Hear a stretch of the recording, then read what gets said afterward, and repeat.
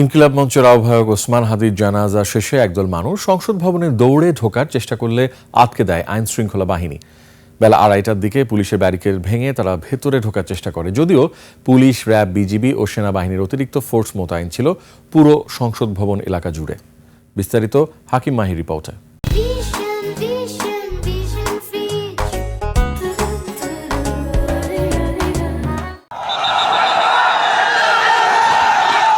নিযুত মানুষের ভিড়ে জনসমুদ্র ওসমান হাদির জানাজা। এরই মধ্যে একটি অংশ দৌড়ে যায় সংসদ ভবনের দিকে। নিরাপত্তা ব্যবস্থা ভেদ করে তারা ঢুকে পড়তে চেষ্টা করেন সংসদ ভবনে। সংসদ বেদিতে বিক্ষুব্ধ জনতাকে আটকে দেয় সেনা সদস্যরা। বেলা 2:30টার দিকে এ ঘটনা ঘটে। এ সময় মাইকে সবাইকে সরে যাওয়ার আহ্বান জানানো হয়। পরে সেখান থেকে ধীরে ধীরে লোকজন সরে মূল জনস্রোতে মিশে যায়। জানাজা ঘিরে সংসদ ভবন মানিক মিয়া এভিনিউতে ছিল কড়া নিরাপত্তা।